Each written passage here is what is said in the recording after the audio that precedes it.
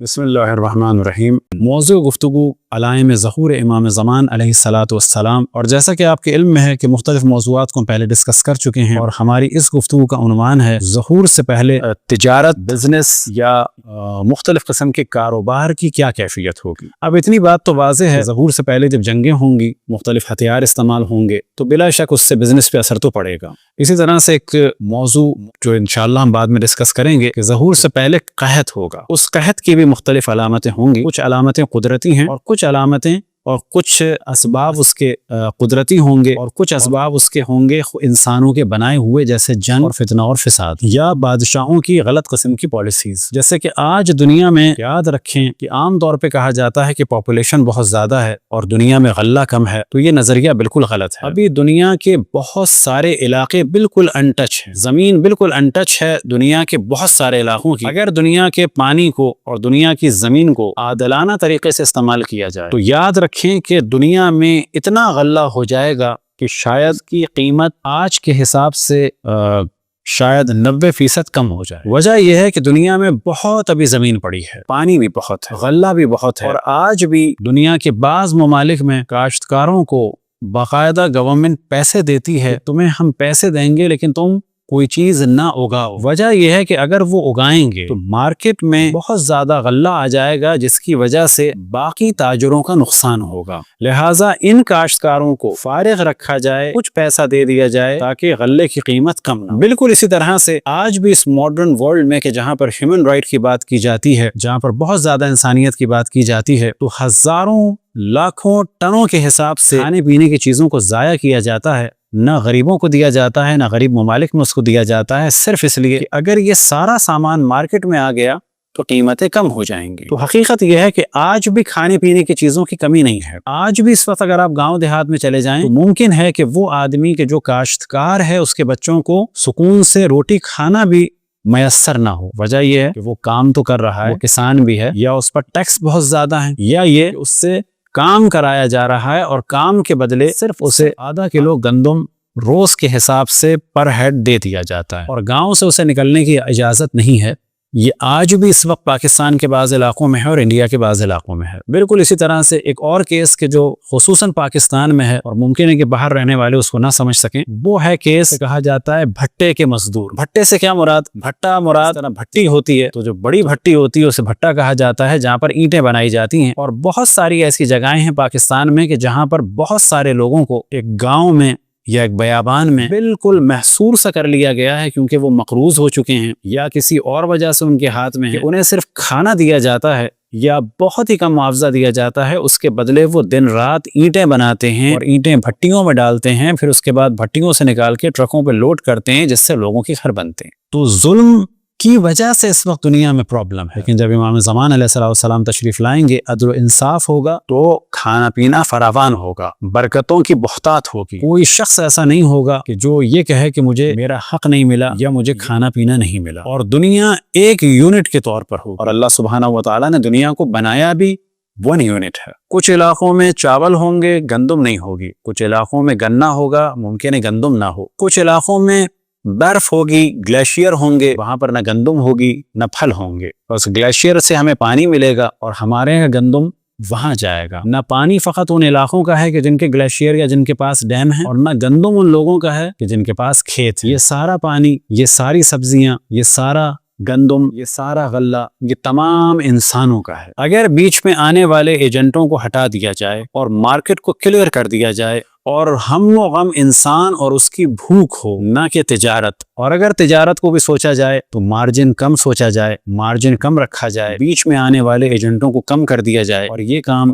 Governments کر سکتی ہیں، یہ کام حکومتیں کر سکتی ہیں کہ جن کے پاس بہت غلہ ہے لیکن وہ سمندر میں ڈالتے ہیں، وہ سمندر میں ڈالنے کے بجائے اگر ان چیزوں کو ضرورت مندوں کو دے دیں تو کہا جائے گا کہ بلا شک لوگوں کی مشکلات ختم ہو جائیں گی، پرابلم ختم ہو جائیں گے۔ تو ہمارا اس وقت اصل موضوع یہ تھا کہ زمین پہ بہت غلہ ہے، اللہ سبحانہ و تعالیٰ کی زمین بہت وسیع ہے، اللہ سبحانہ و تعالیٰ کی نعمتیں بہت زیادہ ہیں، لیکن ہم انہیں لوگوں تک پہنچنے نہیں دیتے، یا یہ کہ دنیا کے نظام کو خراب کر دیتے ہیں۔ تو ظہور سے پہلے قحط ہوگا، جنگیں ہوں گی، اور وہ ایک بالکل الگ موضوع ہے، اس کو ہم دوبارہ ڈسکس کریں گے۔ اس وقت موضوع یہ ہے ظہور سے پہلے جو تجارت کے حالات اور واقعات ہیں ان کی جانب توجہ دلائیں۔ تو ایک روایت آپ کے سامنے جو انوار نعمانیہ میں اس کا ذکر ہوا، تکثر التجار، تاجر ہوں گے کافی، تاجر زیادہ ہو جائیں گے، وتقل الارباح، اور فائدہ کم ہو جائے گا، ویفش الربح، اور سود بڑھ جائے گی۔ اسی طرح سے ایک روایت میں جو غیبت نعمانی میں نقل ہوئی، بغلاء اسعارہم، کہ قیمتیں زیادہ ہو جائیں گی، ونقص من الاموال، مال کم ہو جائے گا، مال تجارت میں کمی واقع ہوگی، وفساد التجارات، اور تجارت کا نظام درہم برہم ہو جائے گا، اس میں گڑبڑ ہو جائے گی، وقلت الفضل فیہا، اور منافع میں کمی واقع ہو جائے گی، وقلت برکت الثمار، اور جو پھل یا سبزیاں ہیں یعنی جو کچھ اگاتے ہیں اس کا جو نتیجہ ہوتا ہے ثمرہ، اس میں بھی کمی واقع ہو جائے گی۔ اسی طرح سے سود بہت زیادہ عام ہو جائے گا، اکل و ربا بہت زیادہ عام ہو جائے گا۔ امام جعفر صادق علیہ السلام سے روایت نقل یا فرماتے ہیں، کان الربا ظاہراً، کہ ربا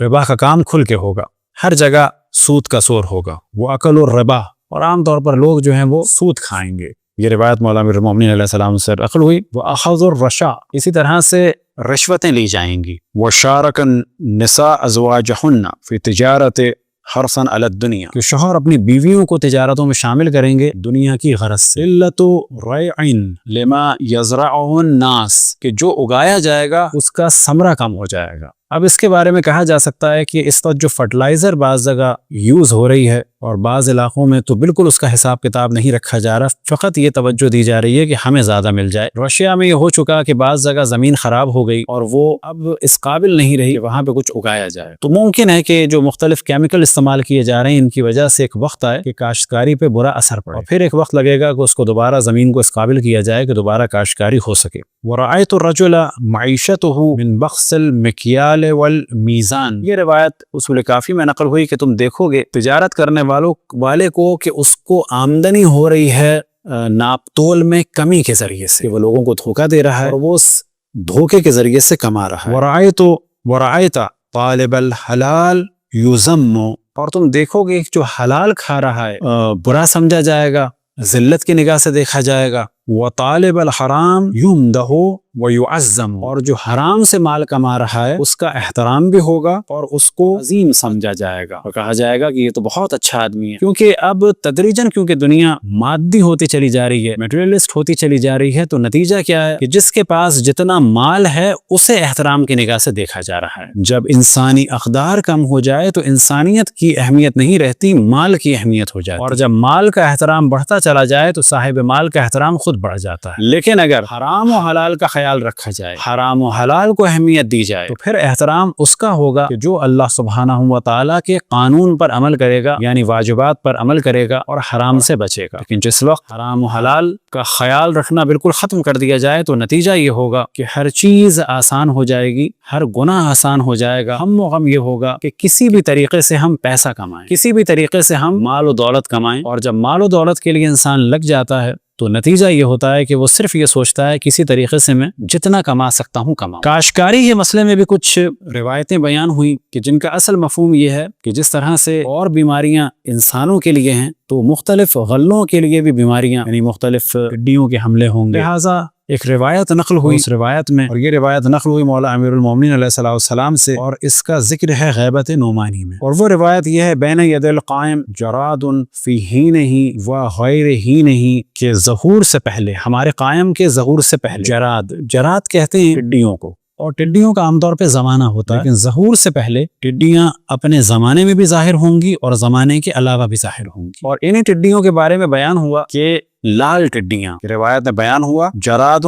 احمر کالدم، کہ یہ لال ٹڈیاں ہوں گی، اتنی زیادہ لال ہوں گی، سرخ ہوں گی جس طرح سے خون۔ اب اس موضوع پہ ڈسکس کیا جا سکتا ہے کہ ٹڈیوں کی اقسام کو دیکھا جائے، لیکن ان 2-3 سالوں میں اگر آپ غور کریں، خبروں پر دقت کریں، تو خود حجاز میں جسے سو کالڈ سعودی عربیہ میں کچھ عرصے پہلے بہت شدید بعض علاقوں میں ٹڈیوں کا زور ہوا، اور یہ ٹڈیاں بالکل سرخ تھیں، اور اگر آپ گوگل میں جا کے سرچ کریں تو آپ کو وہ مل جائیں گے۔ اسی طرح سے اسرائیل میں بھی کچھ عرصے پہلے لال ٹڈیوں کا حملہ ہوا، اور وہ بھی آپ کو گوگل میں مل سکتا ہے۔ لہٰذا کہا جائے گا کہ علائم ظہور امام زمان علیہ السلام میں سے ایک علامت ہے کہ بالکل سرخ خون کی طرح لال ٹڈیاں بعض جگہ پر حملہ کریں گی، اور یہ حملہ شدید حملہ ہوگا، اور ممکن ہے کہ یہ سلسلہ بڑھ جائے۔ اور علائم ظہور امام زمان علیہ السلام میں سے ایک موضوع یہی ہے کہ آخر زمانے میں بالکل سرخ ٹڈیاں، خون کی طرح سرخ ٹڈیاں وہ مختلف جگہ پر حملہ کریں گی، لیکن ہم توجہ دلائیں کہ یہ تصور کرنا کہ یہ جو اس وقت سعودی عرب یا اسرائیل میں لال ٹڈیوں کا حملہ ہوا ہے